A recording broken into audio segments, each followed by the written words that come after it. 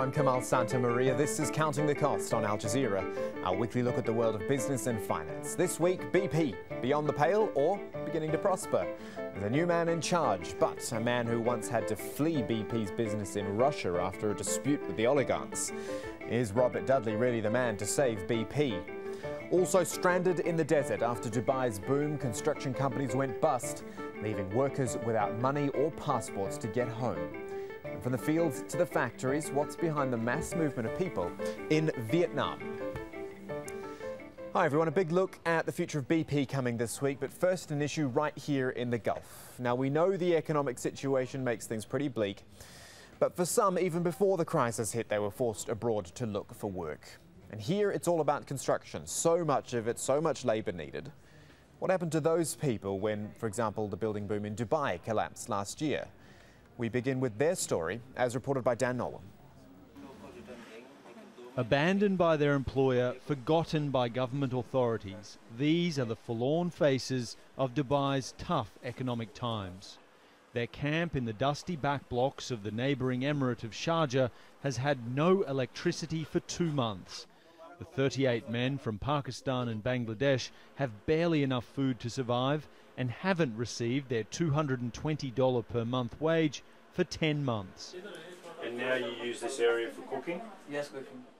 The owner of the camp also hasn't been paid and has told them they'll be evicted on Sunday.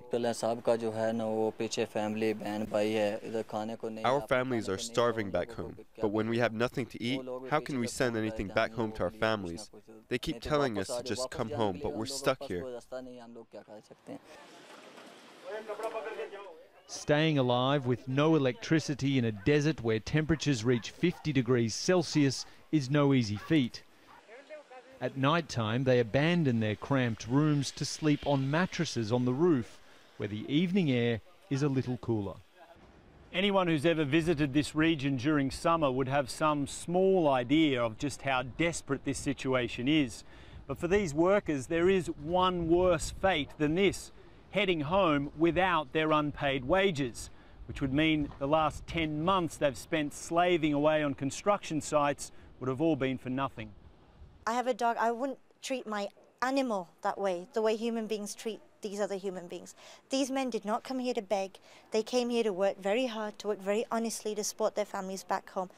Saheh Sheikh is a British-Pakistani mother of 2 who spent the past 4 years providing food and medicine to the more than 1 million, mostly South Asian construction workers building the United Arab Emirates.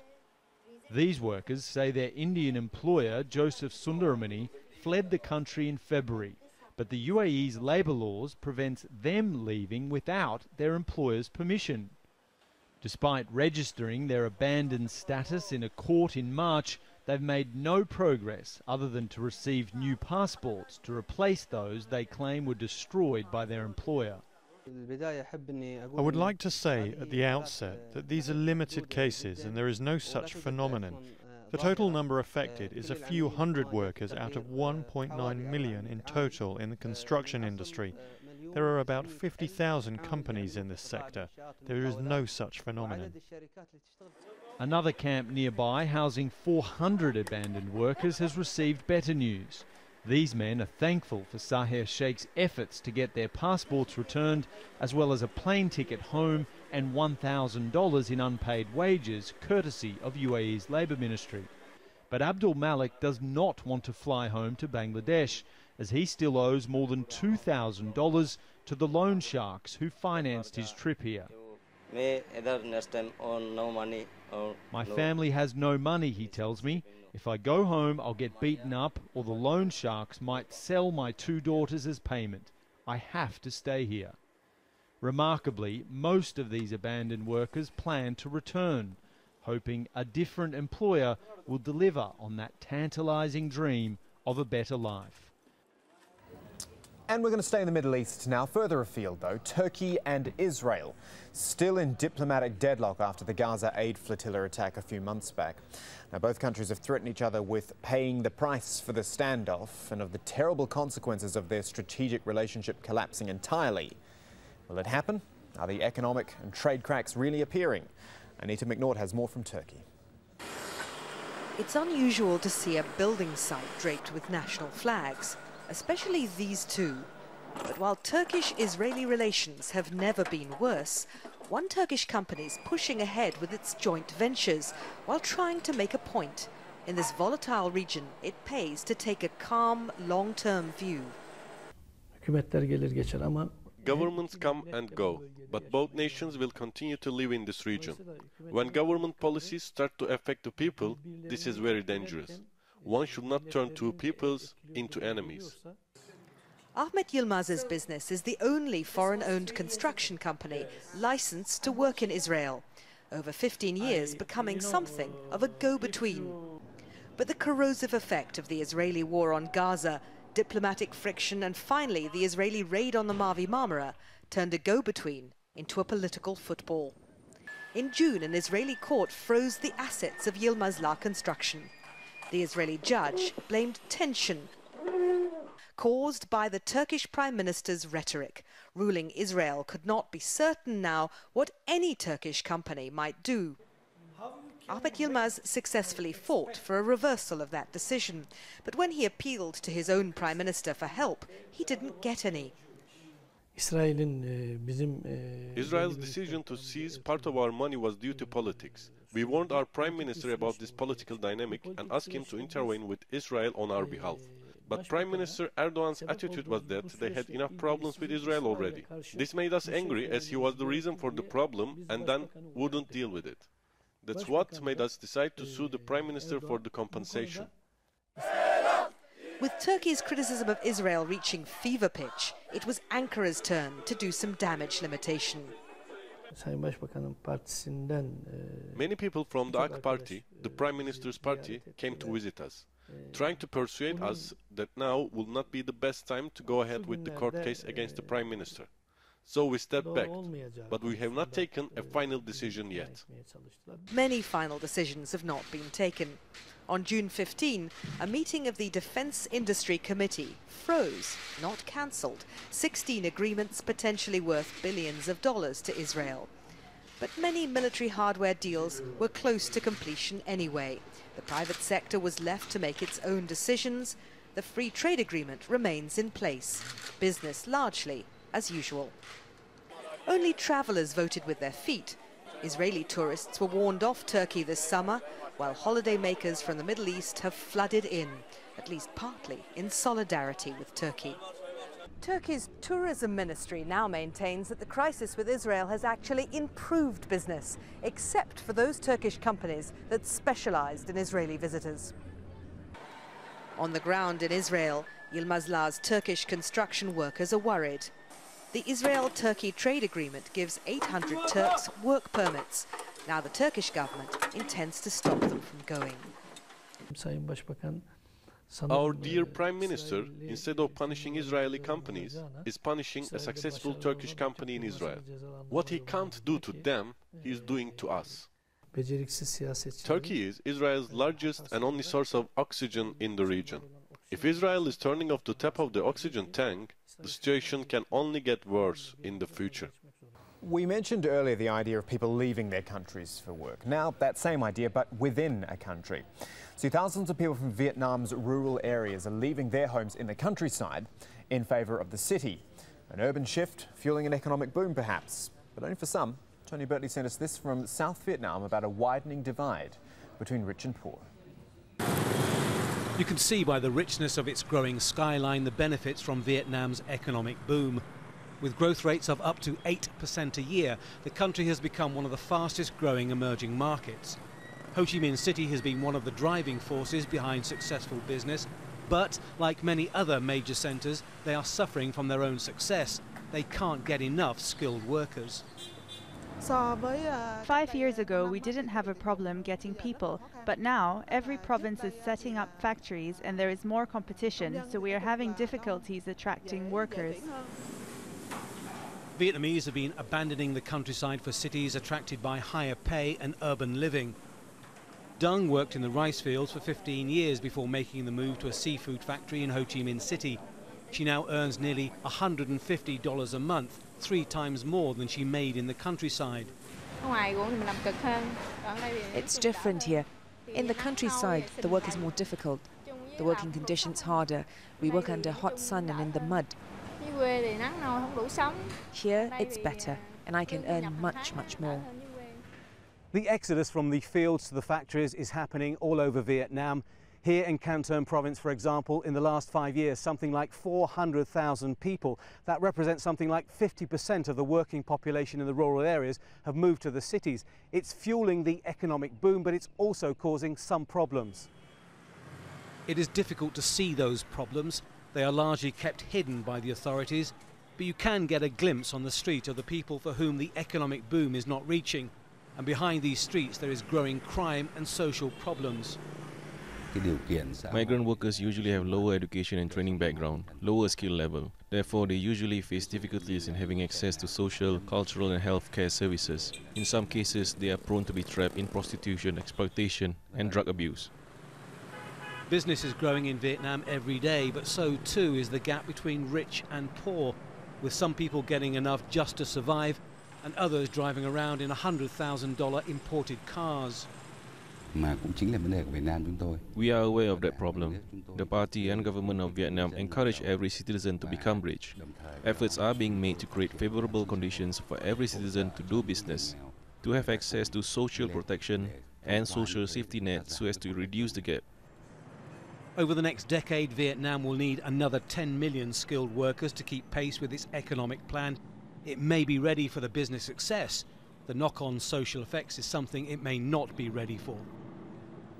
When Counting the Cost returns, BP, the boss is gone, is off to Russia, where the new boss used to be. We'll tell you how it all ties up and what it might mean for the company's future.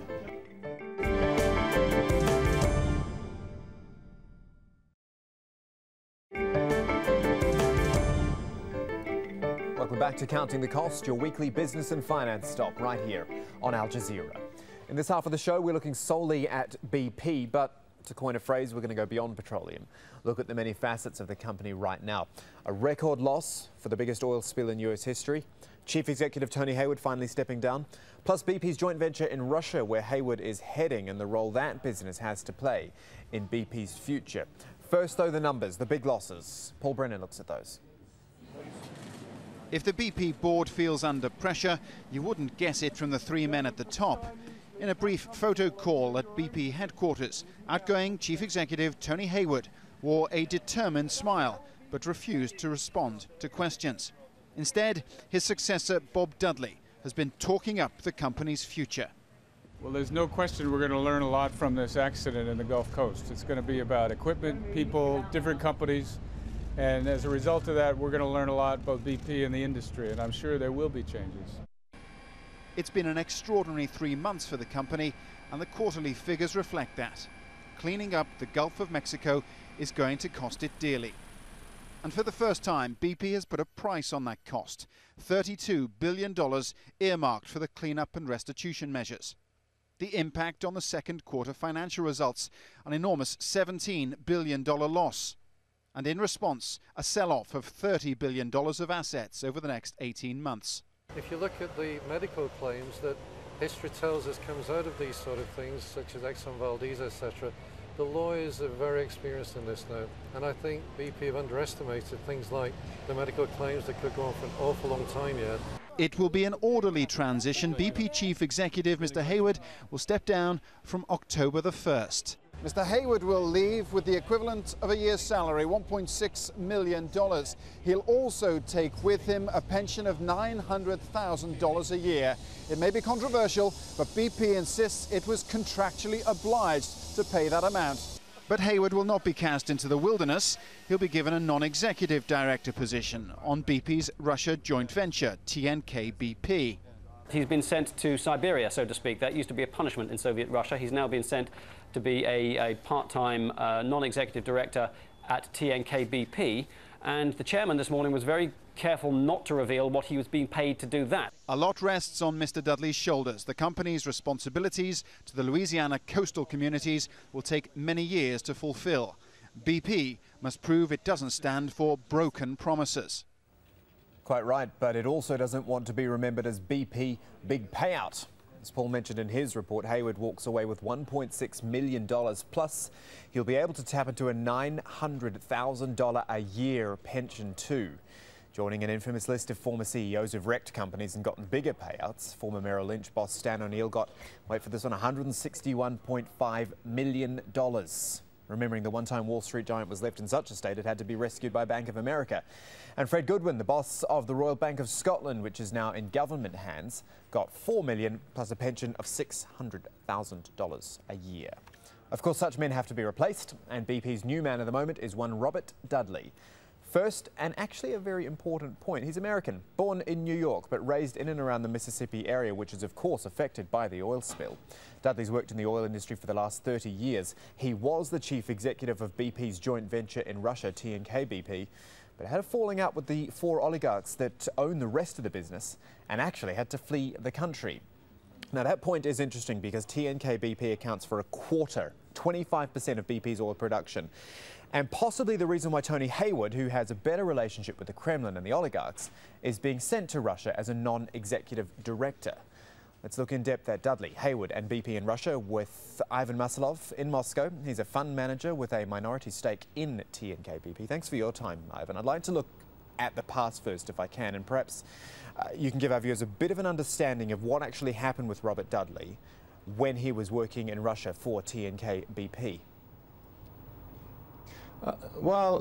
Initially, Robert Dudley had to deal with Russian authorities in the case of unpaid back taxes, and he was under considerable pressure personally. Back then, he was called in to give evidence to investigative agency, and then in 2008, his last year then in Russia, he was the focal point of the power struggle for control over TNK-BP between BP, which he represented, and Russian shareholders, the partners of BP in this venture.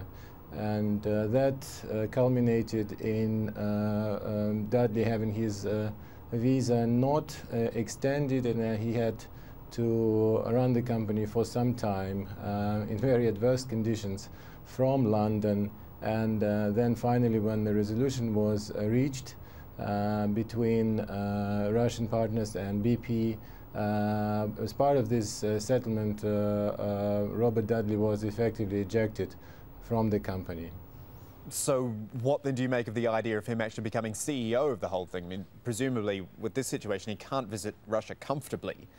And as we said, TNK-BP represents a quarter of BP's business. So a quarter of his business he seemingly can't have much to do with. This was a purely business matter which got resolved back then, and now it's starting from the clean sheet, as it were. Already Mikhail Friedman, one of the key Russian shareholders in this venture, offered his support to Mr. Dudley in going through obtaining visa and settling all formalities necessary for Mr. Dudley to travel to Russia. Ivan, just stay there for me for a moment, if you would. I want to broaden this out a little bit, look at some business in Russia at the moment. A few interesting developments there are. We've got Prime Minister Vladimir Putin, there is, encouraging former Soviet states to start using the ruble as a regional alternative to the dollar, underlining that Ukraine forced to pull a $2 billion sale after international investors demanded more interest, and it's now considering a ruble bond sale. And also Russia considering selling assets worth $29 billion. This would probably be the biggest privatization in the country since the 1990s. Ivan, what is your take on all these issues? Start with the ruble. As a businessman who operates there in Russia, do you think the ruble can actually be a serious currency alternative, at least in that part of the world? Well, you're asking a very interesting question, very profound question too. It is very clear that a Russian political elite understands the appeal of the reserve currency, which US dollar, for instance, plays, and one of the tokens of this global currency appeal is that it's the currency of large, very liquid international commodity markets, and oil being the largest of them, the most liquid. And more ambitious task would be to get to Russian export crude oil blend to be quoted in rubles. So far, the people who are entrusted with the execution of this task have not been successful. And I think there are some objective difficulties, one of which is that Russian oil companies actually don't want their crude oil to be traded on a local exchange, because they'd rather prefer less transparency with their trading than there would be if all they had to do is to sell through the exchange. Ivan Masalov joining us there from Moscow. Ivan, thank you for that. A quick bit of tech news for you now. Could this tablet computer give Apple's iPad a run for its money? It is a super cheap Indian tablet computer designed by India's Institute of Technology. The cost, $35 compared with at least $500 for an iPad.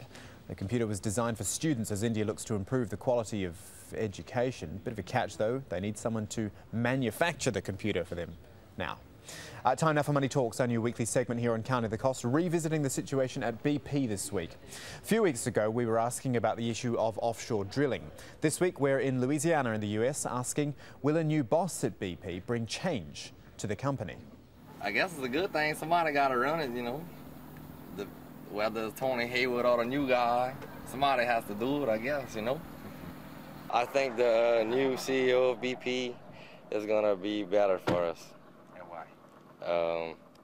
Because they doing whatever they have to do to get the job done so far. Well, that really didn't make a whole lot of difference to us. It was good news to hear that they had hired his replacement to be somebody from the United States, and then also somebody that was from Mississippi, from the Gulf Coast, to take his place. So I think when it comes time to maybe there might be a little bit more compassion in our court as far as having somebody from here. So that could be a plus. Some views from Louisiana there. And at the start of each week, our Money Talks topic and location goes up on our Twitter page, where we will happily take in your opinions as well, even if you're not in that city. At AJ Counting Cost is the Twitter name to search for to have your say. You can also hit the program's link at aljazeera.net/English to get to our main page. This episode will be posted there in full, along with previous shows, blogs and web-only content.